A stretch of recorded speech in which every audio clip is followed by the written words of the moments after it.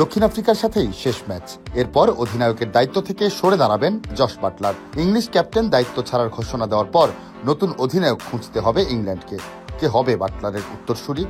ইংল্যান্ডের নতুন অধিনায়কের প্রশ্নে শোনা যাচ্ছে অনেকের নাম, তবে দলের কোচ এখনো মুখ খোলেননি বিষয়টি নিয়ে। এখন যে কোনো ব্র্যান্ডের পুরাতন এসি বদলে নতুন ওয়ালটন এসিতে উপভোগ করুন 25% ছাড়।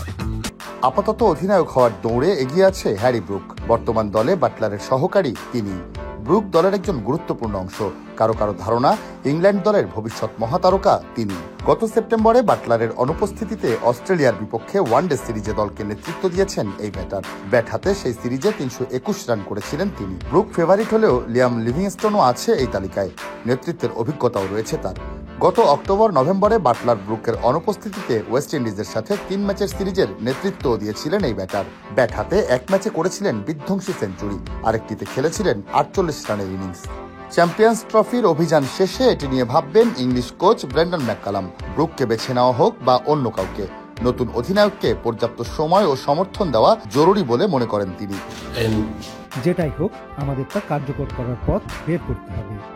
এখনো ব্যাপারটি খুব কাঁচা, 24 ঘন্টাও হয়নি এখনো।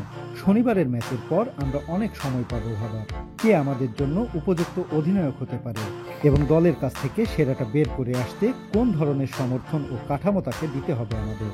ভালো কিছু বিকল্প আছে আমাদের। দারুণ কয়েকজন নেতা এর মধ্যে গড়ে উঠেছে। জসের নেতৃত্বের ছাপ এখনো আছে।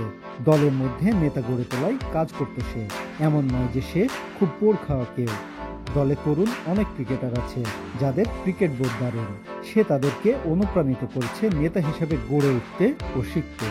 যাকেই আমরা বেছে নেই, এটা আমাদের নিশ্চিত করতে হবে যেন আমরা সঠিকভাবে তার পাশে থাকতে পারি এবং পারফরমেন্সে উন্নতি করতে পারি।